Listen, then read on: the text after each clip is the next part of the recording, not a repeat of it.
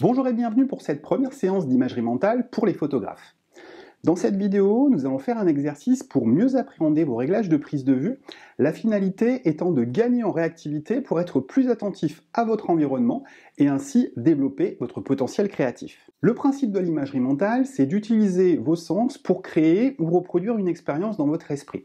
Alors en ce qui nous concerne, l'idée sera surtout de visualiser mentalement une situation pour mémoriser des techniques photographiques ou des gestes pour entraîner votre cerveau à les exécuter.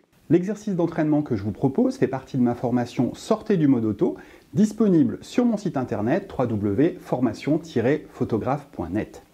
Il est tiré de mon expérience de photographe professionnel et de mes échanges avec des athlètes de très haut niveau, ayant notamment participé aux Jeux Olympiques. Cet exercice est accessible aux débutants, mais il vise surtout à atteindre un haut niveau d'excellence. Je vous propose d'écouter Yann Chaussinan, athlète olympique en lancer de marteau, qui nous explique comment il intègre la visualisation dans sa préparation mentale. La préparation mentale, ça consiste à faire, on va dire, tout un tas d'exercices pour apprendre à se connaître, apprendre à connaître sa discipline, son sport ou son métier. J'utilise l'imagerie mentale pour travailler. Moi, donc du coup, ça va être le lancer de marteau, la technique,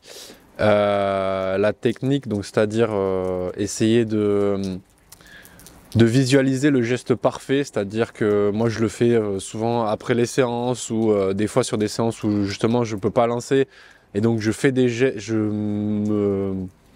m'imagine une séance complète dans ma tête de jets. Mais aussi pour moi ça a l'importance d'essayer de visualiser le geste parfait, la technique parfaite et de réussir à imaginer ou presque à ressentir les sensations de ce geste-là. Et aussi l'imagerie, ça a été pour moi des exercices pour préparer les Jeux Olympiques donc de Paris, pour imaginer le stade, le déplacement qu'il va aller avoir, essayer d'anticiper pas mal de choses, de les imaginer et derrière de créer des scénarios pour justement réussir à avoir des solutions pour chaque problème qui aurait pu se poser.